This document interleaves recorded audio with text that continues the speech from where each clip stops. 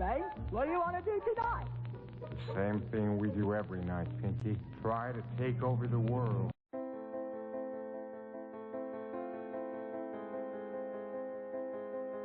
There is a power at the very center of your being, so great, so wonderful, that it staggers the imagination even to try and think about it.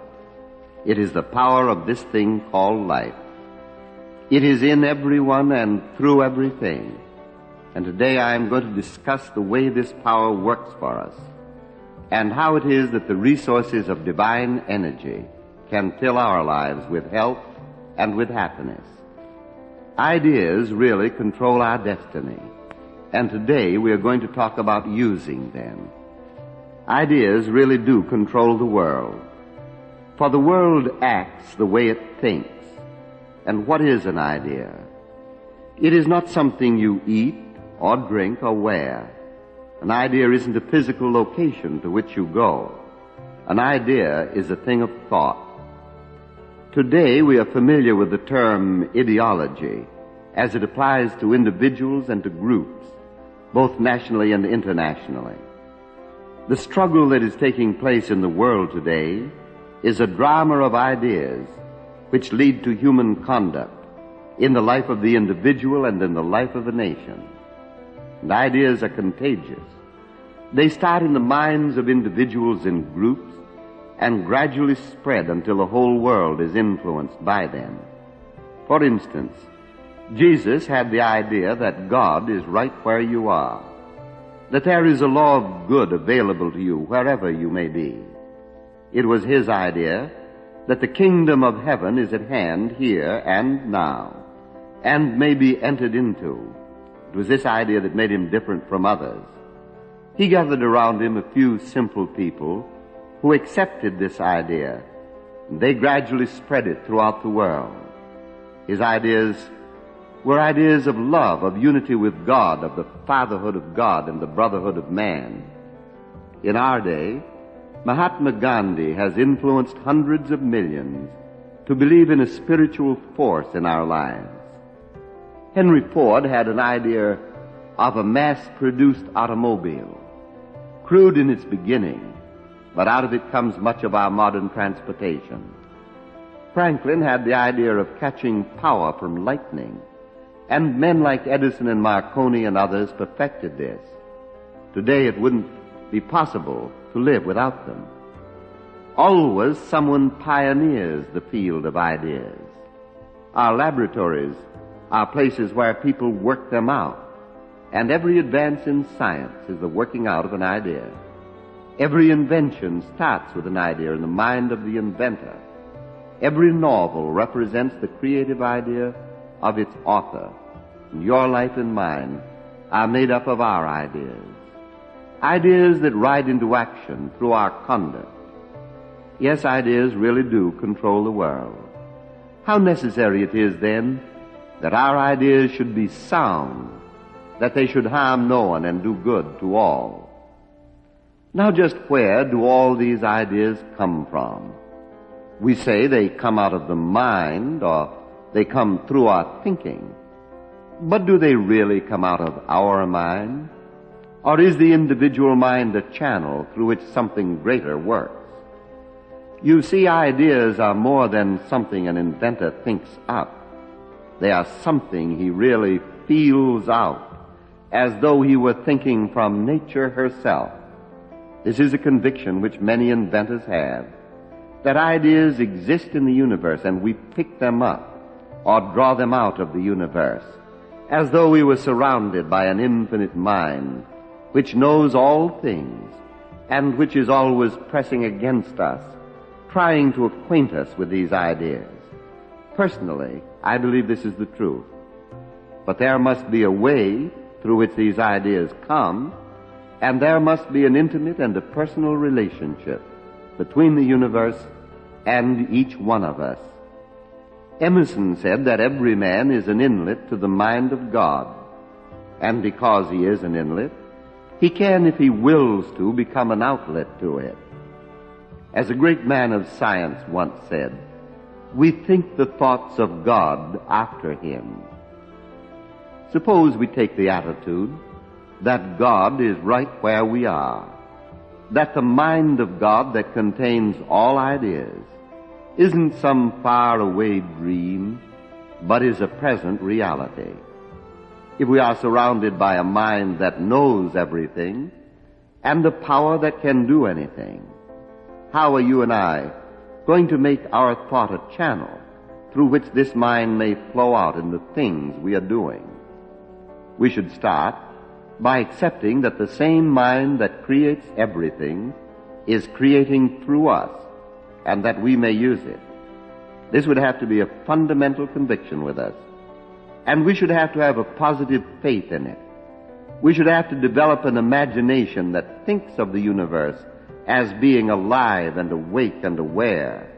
We should have to accept this in the intellect and feel it in the heart. The imagination plays an important role if we wish to live creatively. And we should couple imagination with faith. We should believe that the answer to all our problems already exists in the divine mind, and we should act as though this were true. To feeling we should add faith, and to faith we should add works. We do not wish to become merely false dreamers, idle dreamers. We want to make our dreams come true. We all wish a more abundant life. So let's see how this would work out in actual practice. Suppose someone were to say to you, I don't feel that I am getting much out of life. I find myself more or less alone and friendless. I don't think I'm much of a success, and I find that much of the time I am depressed and unhappy. Now, if you wish to help him, you would begin by explaining that he isn't unhappy because of the laws of nature. He already accepts that they will work for him or for anyone. He already has a faith in the invisible powers which hold everything in place. Next, he should come to realize that nature never lacks anything. This thing called life is already filled with limitless possibilities. He is surrounded by a creative mind which flows into everything and into him. He already believes this about other laws of nature, such as the law of gravity. Now he has to add another idea to his conviction, which is as simple as this. His mind is connected with the mind of God. He belongs to the universe in which he lives. It wishes only what is good for him. It wills only that which is good for him. Moreover, it knows only that which is good for him. And just as he has learned how to use physical laws, so he can learn how to use mental laws and spiritual laws. The physical laws are already here, and the mental and the spiritual laws are already here also. You will have no trouble in convincing him of this, because you have used an illustration that is definite, easy to understand. You are using an illustration which his will and his imagination and his feeling all can agree with. You're going to show him that he is surrounded by a divine intelligence, which, if he lets it, will flow through him. 9 times out of 10, he will accept this. But he may add, in spite of all this, I do feel myself to be without inspiration. I do feel alone in the world. I am discouraged. I don't know just how to live successfully.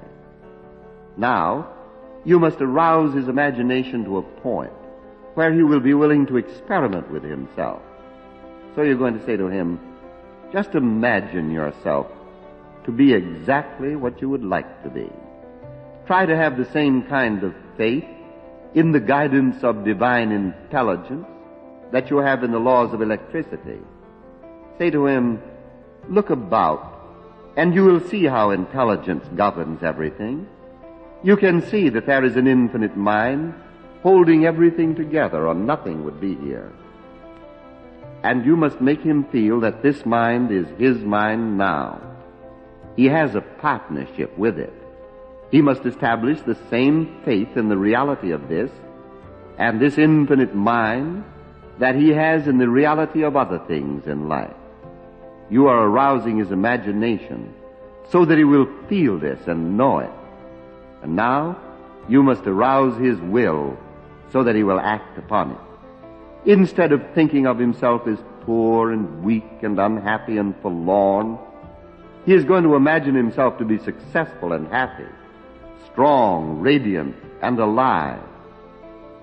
You must arouse his imagination to the acceptance of a power greater than he is, just as all forces in nature are greater than he is.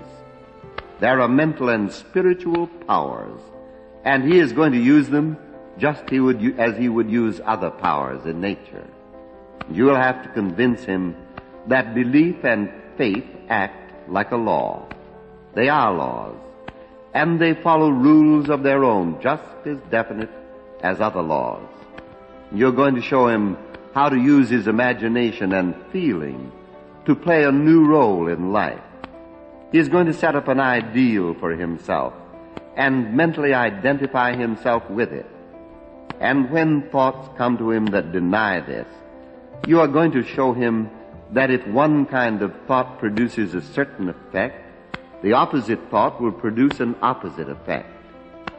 You must teach him to have patience within himself, as though some inner guidance within him takes him by the hand and lifts him up when he falls, as though some wise counselor within him says, "This is the right road to follow."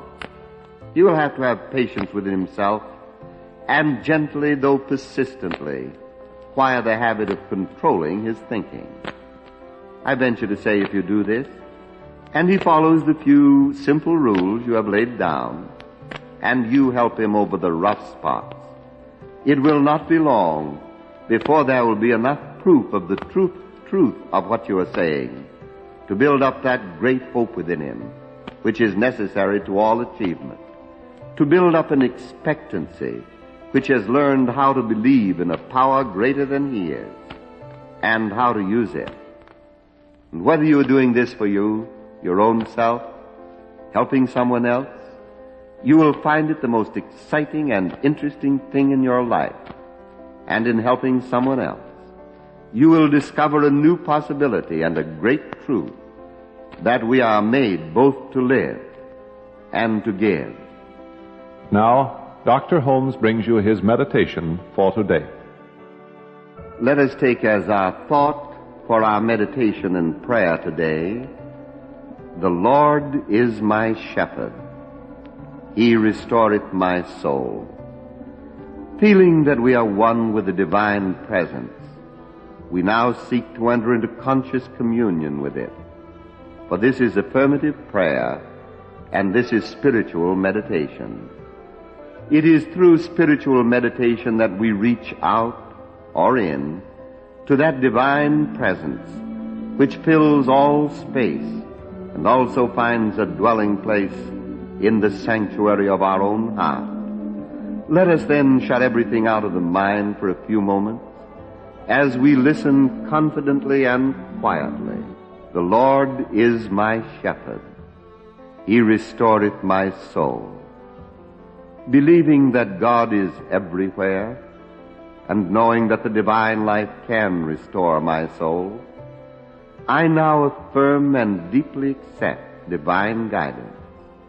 I believe that I am sustained by an infinite power, guided by an infinite intelligence, and guarded by an infinite love.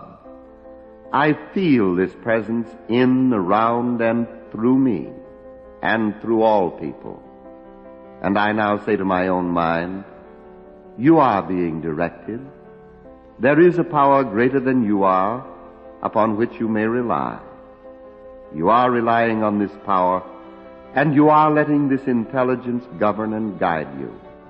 You are fully aware of divine love and protection. And my mind is accepting this as the great truth in my life. Therefore I lay aside every doubt, every fear, and enter gladly into a newness of life. I do believe that the Lord is my shepherd. I do believe that he restoreth my soul."